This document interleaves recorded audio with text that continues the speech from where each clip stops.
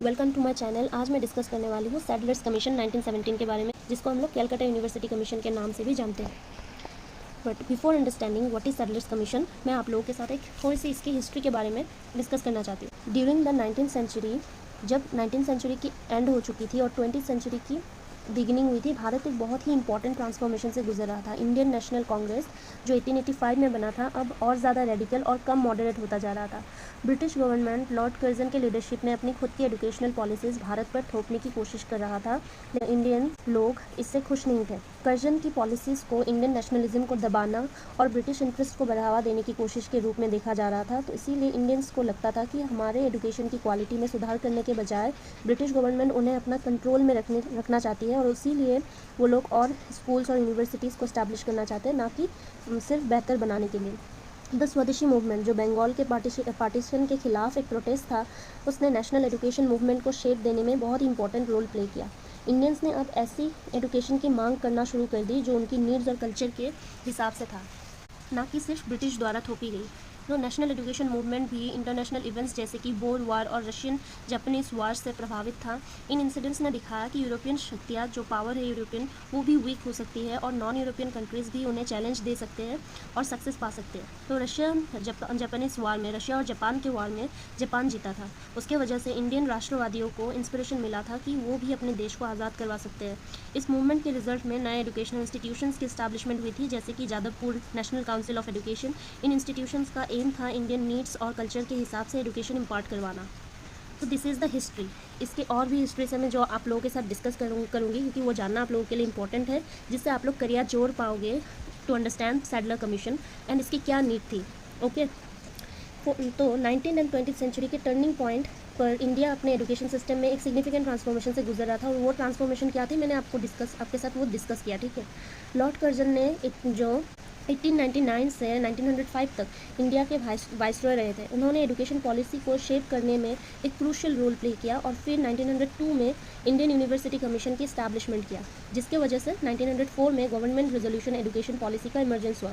इस रेजोल्यूशन का एम क्या था कि इंडियन एजुकेशन सिस्टम को इम्प्रूव कर सके, और स्पेसिफिकली कहाँ इम्प्रूव किया, यूनिवर्सिटीज़ और हायर एजुकेशन पर। फिर गोपाल कृष्ण गोखले एक प्रोमिनेंट इंडियन नेशनलिस्ट लीडर थे। उन्होंने एजुकेशन रिफॉर्म के लिए लड़ा, और उन्होंने 1911 में एलिमेंट्री एजुकेशन बिल को इंट्रोड्यूस किया, जिसका एम था प्राइमरी एजुकेशन को फ्री और कंपलसरी बनाना।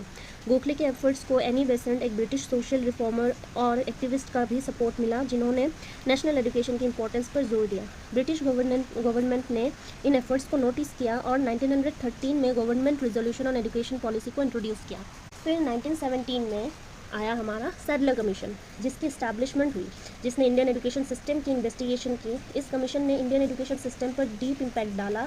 कर्जन, गोखले, बेसेंट और भी लोगों द्वारा बनाए गए फाउंडेशंस पर बिल्ड करते हुए कैलकाटा यूनिवर्सिटी के एजुकेशन सिस्टम को रिव्यू किया।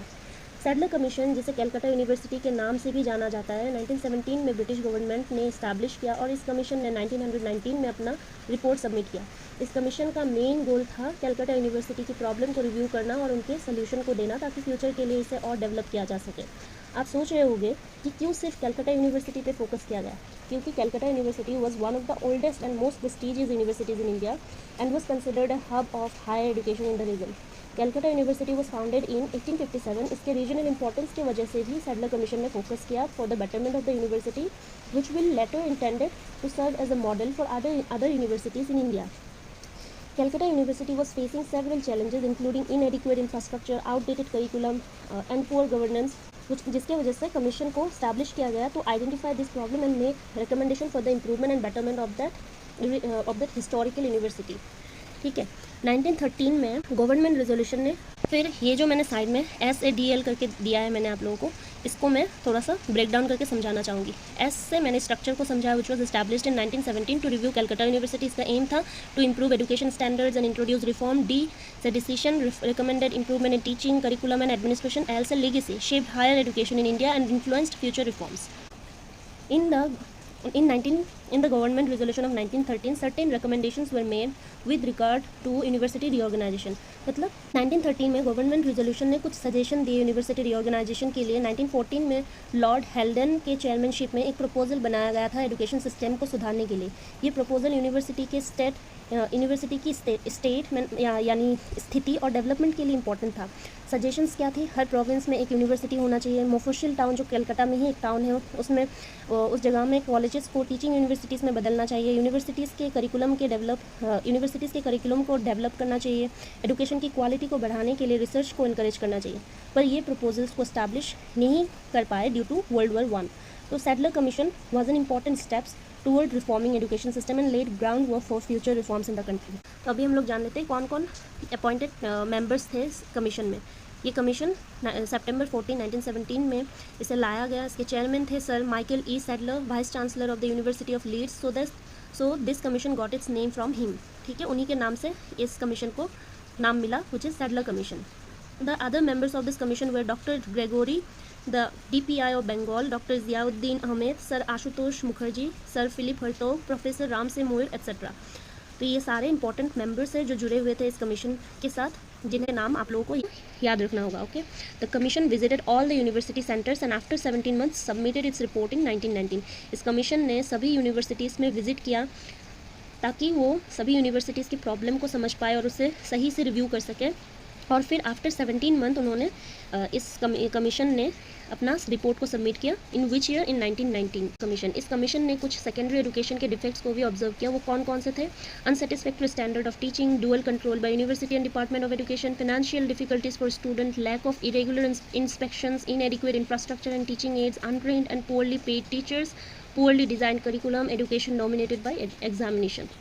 तो ये सारे डिफेक्ट्स थे सेकेंडरी एजुकेशन के, जिसकी वजह से इस कमीशन ने कई सारे रिकमेंडेशन भी दिए for the improvement of the secondary education. और एक स्ट्रक्चर तरीके से इस कमीशन ने हर एक स्टेज ऑफ एजुकेशन के लिए रिकमेंडेशन दिया ताकि वो हायर एजुकेशन के लिए फाउंडेशन का काम कर सके। सारे रिकमेंडेशंस थे।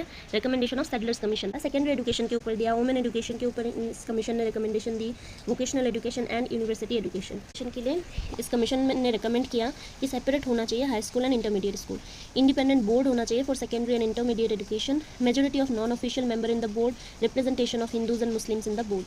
वुमेन एजुकेशन के लिए कहा है कि purdah school for women's and special board for women education होना चाहिए। वोकेशनल एजुकेशन में मेंशन किया है, सजेस्ट किया है vocational courses in university education, applied science and technology in university courses, professional courses for industrial development. मतलब यूनिवर्सिटी में ये सारे कोर्सेज होना चाहिए। इस कमीशन ने ये सभी कोर्सेज के बारे में भी रिकमेंड किया for the university education. And university education में भी कई सारे और भी है, जैसे unitary residential teaching university at Dhaka मतलब ढाका जो अभी बांग्लादेश में है, Calcutta university to be a real teaching university, pooling of teaching resources in Calcutta city मतलब एकत्रीकरण करना teaching resources in Calcutta city, development of mofussil schools into university centres, जो कि हमने थोड़ी देर पहले लॉर्ड हेल्डन की सजेशन में पढ़ा, क्योंकि ये कमीशन लॉर्ड हेल्डन की जो प्रपोजल्स थे उससे इन्फ्लुएंस्ड है, तो इसीलिए आपको उसकी कई सारी सजेशन इसमें भी दिखेगा। ओके, कुछ सजेशन उसके इसमें भी दिखेगा। सो universities to focus on higher education, tutorial classes for better teacher-pupil relations, honors courses distinct from past courses, representation of college professors in university administration, department of education for teacher training, 3-year degree courses, professor and readers appointed by special selection committees, director of physical training, board of students welfare, encouragement of Muslim students, powerful academic council, faculties and board of studies, full time and paid vice chancellor। ये सारे थे recommendations। कुछ की recommendations किया commission ने, honours courses को introduce किया, teacher training through education department, 3-year degree courses के बारे में बात की, representation of college professors in university administration, encouragement of Muslim students, women and vocational education के बारे में बात किया, पर्दा school and special board for women education के बारे में सोचा कमीशन ने, इंट्रोडक्शन ऑफ वोकेशनल कोर्सेज के बारे में बात की, जिसमें applied sciences and technology in university courses को इंक्लूड करने के लिए कहा गया, provision for professional courses for industrial development के बारे में भी इस कमीशन ने रिकमेंड किया। So these are all the key recommendation that you need to remember. Development of education, क्या क्या डेवलपमेंट हुआ इस कमीशन के बारे में, इस कमीशन की वजह से। So new universities were established in the cities, जैसे कि Agra, Nagpur, Hyderabad, Annamalai. Number of universities भी इंक्रीज़ हुए फ्रॉम टू 30 बाई 1930। और शिफ्ट इन फोकस भी हुआ, the focus shifted from just affiliating and examining to actual teaching work to provide quality education rather than just conducting exams. Impact of Sadler commission, impact क्या हुए, improved academic standards, honors courses introduced, professorship and education departments created, better university administrations were developed। Sadler commission ने Indian education पर significant impact डाला। इसने नए academic standards introduce किए, honours courses improve किए और प्रोफेसरशिप और एजुकेशन डिपार्टमेंट्स भी बनाया और और भी एक इम्पॉर्टेंट चीज़ है जो आप लोग को नोट डाउन करना है, वो ये है कि 10+2+3 एजुकेशन पैटर्न को डेवलप करने के लिए ग्राउंड वर्क भी किया, लेकिन कुछ लोगों ने कमीशन की रिकमेंडेशन को क्रिटिसाइज़ भी किया, कहा कि रिकमेंडेशंस नैरो है और हेल्डन कमीशन से इन्फ्लुएंस्ड होने की वजह से क्रिटिसाइज़ किया, जो इंडियन कंडीशंस के लिए सूटेबल नहीं था। इसके बावजूद सैडलर कमीशन ने एजुकेशन को शेप करने में क्रिटिकल रोल प्ले किया। तो ये था criticisms of the Sadler commission. और कुछ और इंपॉर्टेंट बातें हैं जो आप लोगों को नोट डाउन करना है, ठीक है। जैसे मोंटागू चेल्मसफोर्ड और Montford reform which is also known as government of India act 1919। ये रिफॉर्म 1919 में आया था, एक मेजर स्टेप था इंडियन गवर्नेंस में इंडियन पार्टिसिपेशन को बढ़ाने के लिए। इसमें डायकी का कंसेप्ट था, जिसमें कुछ पावर्स ब्रिटिश गवर्नमेंट के पास थी और कुछ इंडियन मिनिस्टर्स के पास। सैडलर कमीशन जो 1917 और 1919 में एक्टिव थी, फोकस्ड ऑन एजुकेशन रिफॉर्म। इसने रिकमेंडेशन दिए इंटरमीडिएट एजुकेशन को सेपरेट करने के लिए और न्यू यूनिवर्सिटीज़ इस्टेब्लिश करने के लिए। इस समय के आसपास कुछ और इंपॉर्टेंट कमीशन भी हुए, जैसे हरतोग कमेटी 1929 जो प्राइमरी एजुकेशन पर फोकस था, और सर्जन कमेटी 1944 जिसने नेशनल एजुकेशन सिस्टम का प्रपोजल दिया। सैडलर कमीशन ने बहुत सिग्निफिकेंट रोल प्ले किया in shaping India's education system, क्योंकि इस कमीशन से पहले Indian education system British model के ऊपर बेस्ड था with a focus on university education. और इसीलिए सैडलर कमीशन ने सजेस्ट किया कि हमारे एजुकेशन सिस्टम को मोर स्ट्रक्चर एंड स्टैंडर्डाइज होना ज़रूरी है with a focus on secondary and higher education which will develop university education as well. Recommended the establishment of intermediate colleges और junior colleges which would provide a bridge between secondary and university education. The 10+2+3 pattern, which include 10 years of secondary education, 2 years of intermediate education and 3 years of undergraduate education, gradually emerged as a result of this reform. इसीलिए Sadler commissions recommendation laid the groundwork for 10+2+3 education system in India, which we later see in Kothari commission. ये थे कुछ important बातें इस commission से जुड़ी हुई जो आप लोगों को नोट डाउन करना है।